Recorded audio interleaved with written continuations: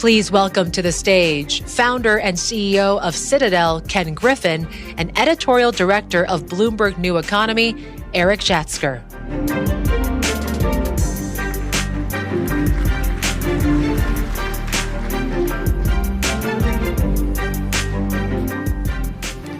Good morning, everyone.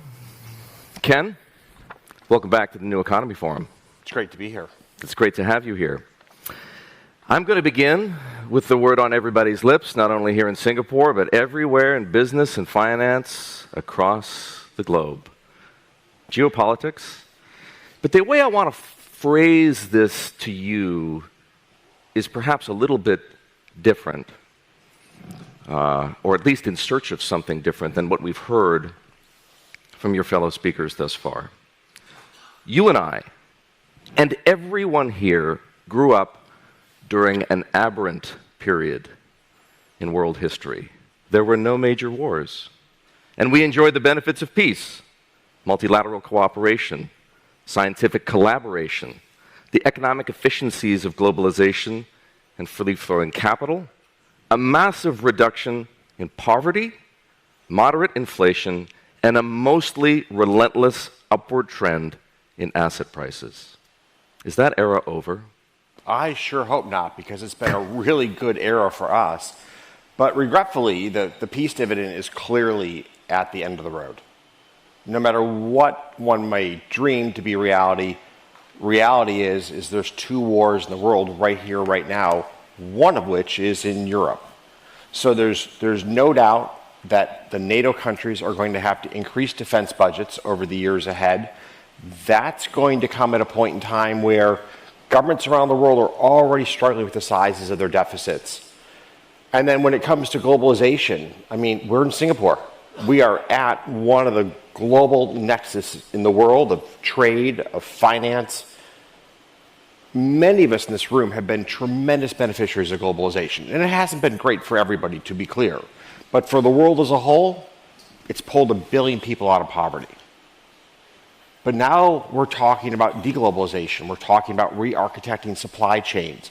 And some of this is rooted in the behavior that we saw in the pandemic. We saw countries hoarding personal safety equipment. We saw the tension around the distribution of vaccines around the world. Countries are much more sensitive to what do we want to have created domestically so that we're not reliant upon global trade. And then take that into the general geopolitical trends right here, right now. The war in the Ukraine has resulted in Europe losing access to natural gas from Russia for all intents and purposes. Europe struggling to deal with how does it maintain its economy having lost its cheap source of energy. So there's many trends at play right now that are pushing us towards de-globalization. And with that is almost certainly a trend towards higher baseline inflation. For over what period? It could be for decades. And the implications of higher inflation might be obvious to some, but I think we'd all like to hear it from Ken Griffin. Well, it depends on where this baseline effect lands. If we're looking at a 2 or 3% baseline effect, in some sense, the central bank will have a much easier job in the United States. The struggle over the last 20 years has actually been to hit a 2% target. And there's a variety of reasons that you want a low level of background inflation. It helps to lubricate the wheels of commerce. And that number the Fed has committed to as being 2%, they're going to fight pretty hard to keep that as the target for a litany of good reasons. But it also means that we're likely to see higher real rates, and we're likely to see higher nominal rates, and that will have a real implication on the cost of funding our enormous deficit. The U.S. has $33 trillion of debt outstanding. We didn't plan for an era with higher nominal and higher real rates when we went on the spending spree that created a $33 trillion deficit. You have been warning about the unsustainability of U.S. debt, and America, to be clear, is not the only developed country that has a heavy debt load for quite a long time. You would know better when you started to talk about this than I do. But up to now, Ken, it appears that nobody in the U.S. government, at the very least, Republican or Democrat, has taken those warnings to heart. And when I say nobody, of course, there are other people in government who say the same things, but the government itself hasn't done anything about it. Is this moment in time when we've seen 10-year Treasury yields hit 5%, they've backed off slightly, but in that neighborhood, is this the moment when everybody wakes up to the as you would put it, unsustainable realities of deficits and debt? So first of all, I think there's an awakening taking place, but it's going to take time. It's going to take time. And nothing like mortgages at 7 and 8% to push the body politic to start to wake up to the consequences of the scale of the deficit we're currently running. You know, there's no doubt that a big part of the move in the 10-year this year has been driven by the realization we're in a full growth economy, full employment economy, and we're going to run almost a $2 trillion deficit this year. Like, in some sense, you're supposed to save in this moment in time for the rainy day, and yet we're spending at the government level like a drunken sailor. And the challenge with this is actually a variety of different challenges. Number one is, when you're spending too much on your credit card, like, you feel really good in the here and now, but in the back of your mind, there's that gnawing feeling that this isn't going to end well. And I think that's part of why the American consumer is just not as happy as you'd expect them to be. They're seeing the impact of inflation, they're seeing the impact of a dysfunctional set of regulatory policies, and they know in the back of their mind that we can't sustain this level of government spending. Like, the amount of economic malaise right now in America relative to where unemployment is, almost 10 million open jobs, is a stunning phenomenon. And I think the American people just understand deep down that something's not quite right. Do you think the risk-free status of Treasury debt, is it all in question? Well, one thing to remember is that the United States has the ability to always print dollars. Europe does not. So in the European Union, you just can't print euros as a member country. That's why Greece had its back against the wall. They just couldn't print euros. That forced a restructuring to take place. Now, to be clear, the minute we start to print dollars to deal with the possibility of default, our economy is in a deep tailspin. So it's a theoretical possibility that we can go there, but the economic consequences would be devastating. Big picture, though, there's no IMF for America. If the United States came off the rails with respect to its debt and its ability to service its debt, the effect on the global economy, not just the U.S. economy, would be stunning. There is no IMF for America.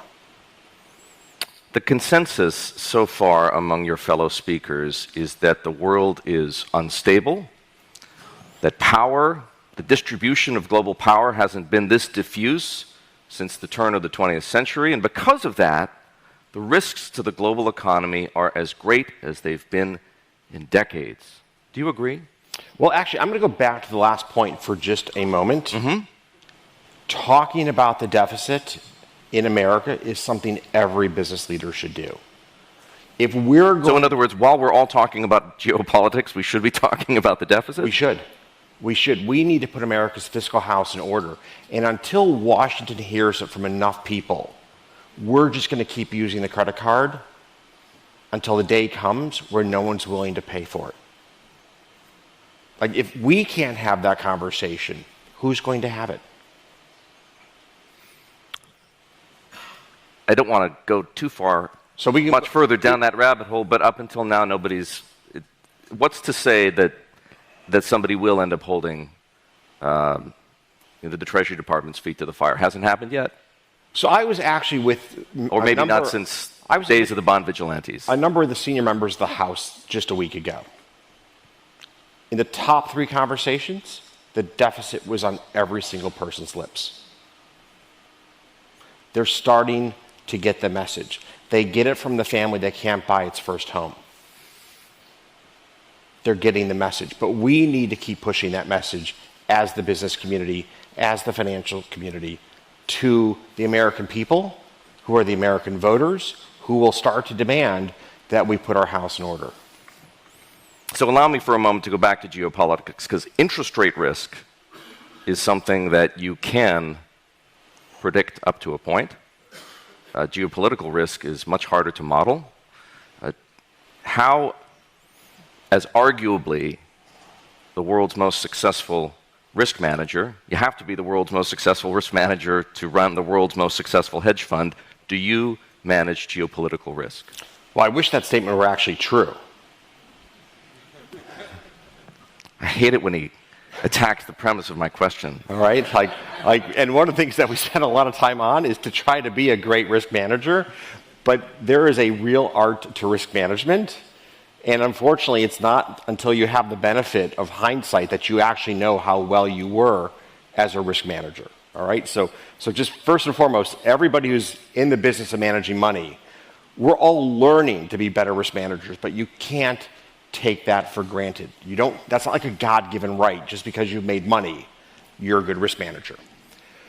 Now, we look in our risk management, we look at a variety of historical scenarios and how that impacts our portfolio.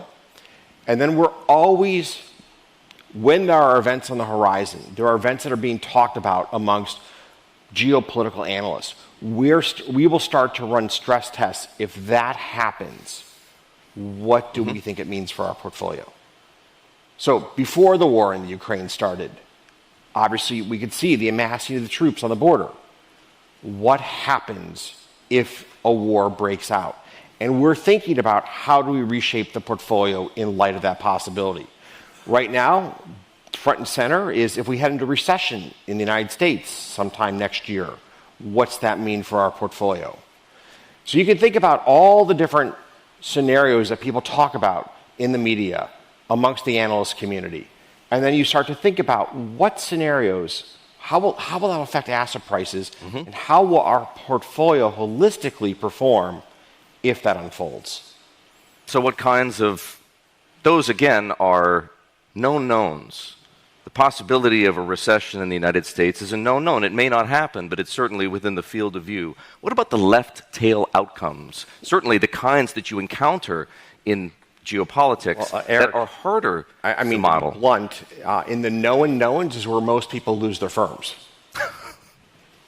I mean, just mismanaging the known knowns. Silicon Valley Bank. I mean, really? You lost a depository with $200 and some billion of deposits because you couldn't measure your interest rate risk? Like, that is the basic core function of a bank, is asset liability management and the management of interest rate risk. They didn't go out of business because of an esoteric derivatives portfolio. They went out of business because they borrowed short through their deposit base and put the money into 10-year bonds. So never underestimate the importance of just block and tackle basic risk management. Okay, so the root of almost all financial crises is an asset liability mismatch, usually amplified by a considerable amount of leverage. So that yes, is, no? That is the true? root of most crises in the banking system. What about in the financial system, beyond banking? So the question is the capital that's been deployed capital of a nature that can absorb the loss? That's the question. So when people think about their equity allocation, they do realize they could have a 15, 20, 30% drawdown. That's part of their mental model when they make that allocation. It's when capital's deployed in a strategy where the capital doesn't have the ability to absorb the loss that you see real shocks rip through the system. Whether it's the banking system, highly levered, they're funded with deposits and money market issuance, they don't have the ability to absorb loss. The reason, well, I'm glad you brought it up, and the reason I want to go a little further in this topic is because there's a lot of leverage in the industry of which Citadel is a part, the multi-manager hedge fund industry. And again, going back to the need for risk management, you guys have done it well up until now, may continue to do it well in the future. Not every hedge fund is as good. One of your peers, a firm called Schoenfeld, recently required a bailout by another one of your peers. What if, Ken, that does become a problem. What if there is a significant amount of asset liability mismatch in the multi-manager hedge fund industry and things begin to go pear-shaped? Well, let's think about the choice of words here, and it'll say everything. Schoenfeld, bailout. I think they're up for the year. I literally think their P&L is up for the year. Like, when you refer to an industry as being in distress when the investors have still made money, that's a pretty good industry. That's a pretty good industry. And I really think that drives home the point that hedge funds almost never meet their demise in bankruptcy or receivership like Silicon Valley Bank. They meet their demise because they have mediocre performance for a period of time, and investors seek to withdraw their capital. Now, Schoenfeld's had a period here of weaker performance. It happens to great firms. It happens to poor firms. You can't draw a conclusion based on 18 months, in my opinion. They've had some withdrawals, and they're raising new money. Like, this is just the nature of how capital flows through a system. And it'll be up to them to prove to their current and future investors that they can deliver. But if bailout is the word that we're using for a firm that's up modestly, that's a pretty good place to be from an industry perspective. I'll rephrase the question. Do you worry at all about the amount of leverage in the multi-manager hedge fund industry? I worry more about the correlation of holdings between the firms. So if I own a given stock, there's a higher average that stock is also owned by other multi-strategy managers. And that means that if one of us is forced to liquidate that position for whatever reason, that will have cross effects across our holdings. We saw this in the Stat Arb community back in 2007, the infamous quant quake. The Stat Arb community, generally speaking, has a variety of alphas many of them based on academic research, many of them understood from very just clear historical correlation patterns. And it's not surprising that if one firm finds itself facing an exogenous shock and they start to liquidate risk, that creates losses for competitors. But losses against your equity capital base aren't going to put you out of business in almost any scenario with this type of cross-holding phenomena. The losses relative to your equity capital base just are not expectationally going to be that large. They're going to be painful, don't get me wrong. Like, I hate losing money. But we're going to get through those moments by and large. You and the rest of your industry. In other words, if I interpret what you're saying to me correctly, you don't see a systemic level of risk there. I definitely don't think the word systemic applies. I think, could you see the multi-managers, hedge funds, take a joint 10, 15, 20% hit to their equity? It's possible. That's painful. It's possible. That's painful, but not systemic. Ken, last year we spoke at length about U.S.-China relations. You said, and I quote you directly. Just to give you go back to the pandemic, go back to the first few weeks of the pandemic, and you saw a number of multi-strategy hedge fund managers down somewhere between 4 and 8%. So you saw this play out. Like, we actually have a real-life study of what that starts to look like in a moment of panic. Well, not just because of what was happening in hedge funds, but that situation did require an unprecedented liquidity injection from the Fed and central banks around the world. That is, we don't want to go back there. Well, so let's be clear. We needed a liquidity injection to the system because people became unemployed overnight. You sent home tens of millions of Americans from work, and I was in the White House. We need to get checks into the hands of American families that have no savings. I mean, can you imagine being a waitress and literally it's like, we're going to put the now closed sign on the restaurant, and I don't know when we open back up. So the move by the Trump administration to get those checks into the hands of the American people, and we saw various permutations of this around the world, was unprecedented and necessary. I was getting into China because I think we need to talk about it. And I was about to quote you directly. This is from last year. Ken said, structurally, the trade war with China is a huge loss for humanity. And we also talked about the U.S.-led restrictions on Chinese access to advanced semiconductors, And you warned about a bifurcation of the global tech stack and the possibility that it could inspire President Xi to perhaps attack Taiwan. And I bring this up because since then, the evidence has mounted that China is using these chips for military and intelligence purposes as part of a campaign to challenge the United States internationally, undermine U.S. security, and weaken U.S. democracy. And Christopher Wray, the FBI director, put it this way: no country represents a broader, more severe threat to our ideas, our innovation, our economic security than China. So I'm curious, given that 12 months have passed and we now know some of these things, if your thoughts, your opinion on the value of trading with, investing in, maybe even trusting China with our technology has changed at all. Well, so this comes down to competing interests. Do we want a world of cleaner energy?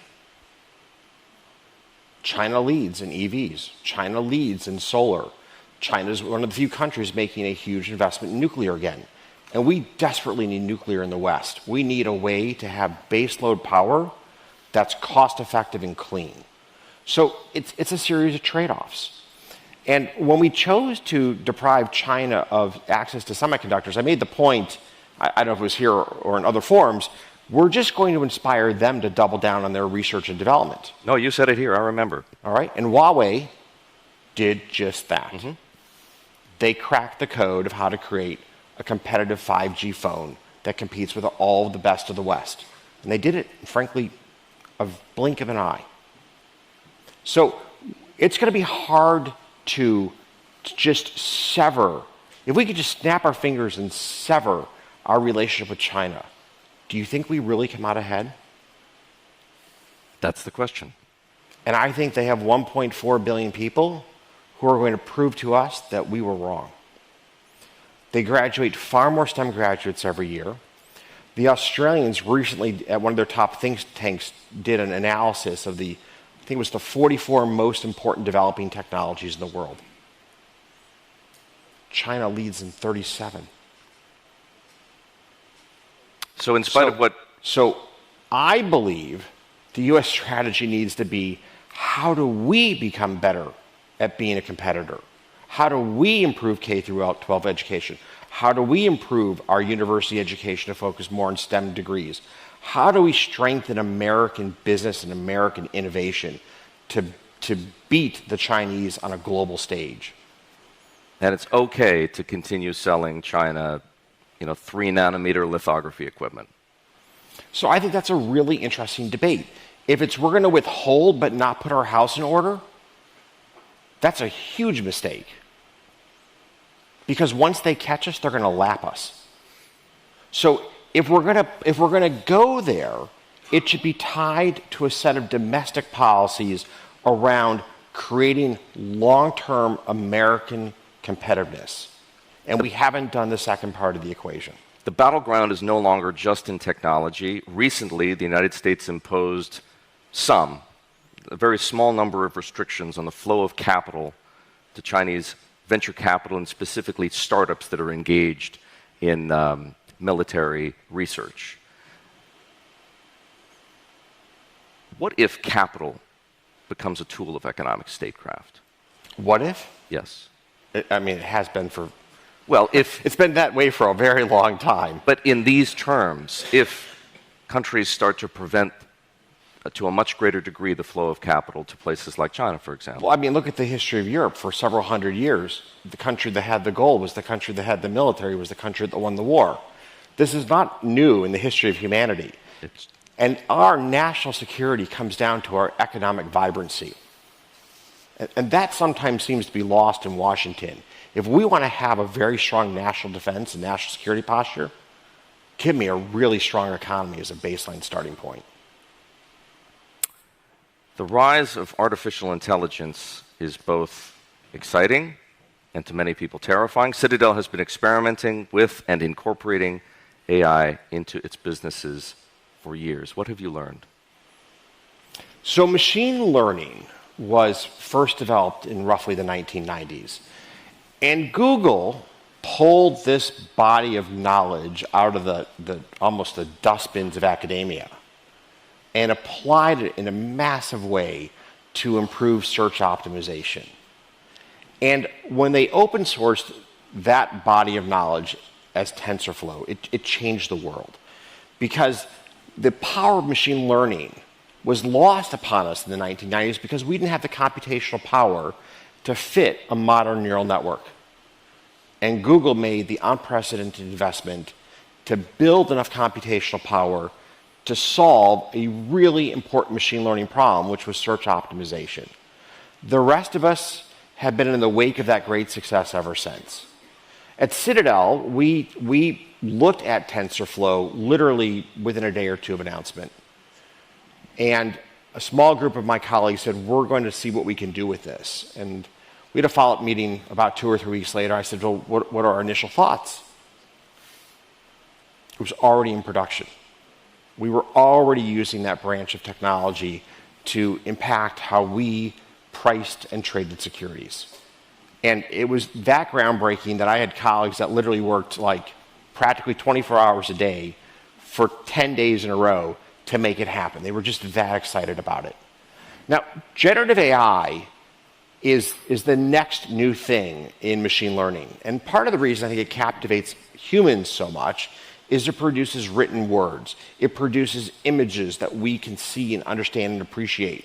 In contrast to what we did 10 years ago, where you would just get a vector of numbers. It'd just be like gobbledygook to the human eye.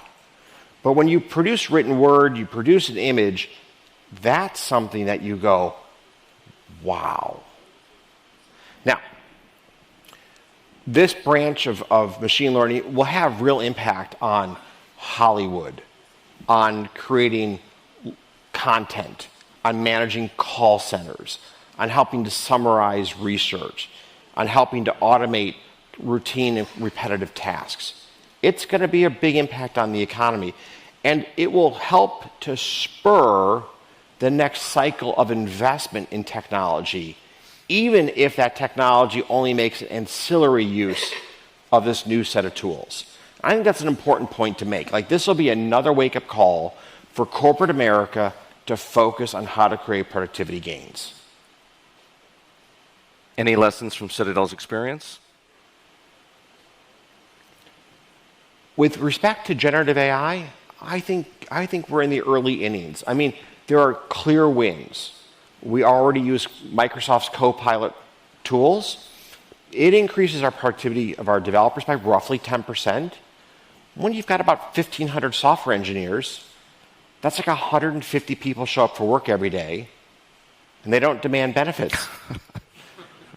And that's really important because that gives us the ability to take on a whole variety of new projects that we just didn't have the resources for 6 or 12 months ago. So we're seeing clear productivity gains there. We see it in the manipulation of data that was done by people, like tagging data, a variety of low-level tasks, and we like to automate those jobs. You know, at Citadel, it's very important that our value proposition to our employees is about a career. So every chance we have to eliminate jobs, we take that. We want to create careers for people that come to Citadel. I have to spend a couple of minutes on this topic. The United States is 12 months away from an election, arguably a very consequential election. Who are you rooting for? Well, right now there's a debate taking place. Yes. Lately you've been saying approving things about Nikki Haley in particular, her foreign policy position. What should we read into that? Look, I hope she has a great night tonight. I really do. And if she does? If she does, I think that could be a galvanizing moment for her campaign. Can she beat Trump in a primary? We'll find out. We will find out, but I'm interested in your opinion. It's going to come down to how does the American public incorporate the legal morass that former President Trump's enmeshed in. There's no doubt a huge portion of this legal morass is the politicization of our judiciary. There's no doubt. You believe that? He's being politically persecuted? 100%. That the charges against him are flimsy? I think a number of these charges are really flimsy. Which ones? How much time do we have here today? There aren't that many charges. No, I think it's somewhere like 90. Well, which case in particular do you think is most suspect? Well, okay. Let's go to Georgia for a moment. And I'm really curious to see where this lands. But when you argue there's this great conspiracy to deprive the American people of a democracy, and then you allow people to agree to testify on behalf of the government, and the ramifications for the crime that they committed as part of this great conspiracy to destroy democracy in America is borderline community service. So, the sweetheart deal, effectively, that the government has struck with these defendants who have pleaded guilty is enough to make that case It feels pretty flimsy at that point in time. Okay. What about the insurrection case, Jack Smith's prosecution? We'll see what he has in the way of facts there. Okay. I mean, one of the questions is, what did Trump know and believe? That is most definitely one of the most important questions. All right. And so President Biden was very happy to tell millions of Americans that he was going to forgive their student loans. The DOJ, the government told him, you can't do this. It didn't stop him from making that statement. It did ultimately stop it from happening. And to be clear, President Biden is President of the United States of America. If the election were held today, knowing what you know about both Joe Biden and Donald Trump, who is, of course, leading the polls as the potential Republican nominee, who would you vote for? What are my write-in choices? You're choosing between Joe Biden and Donald Trump. Well, I mean, I'll be right to the point. It's 12 months further out. What is each of these individuals' state of mental health?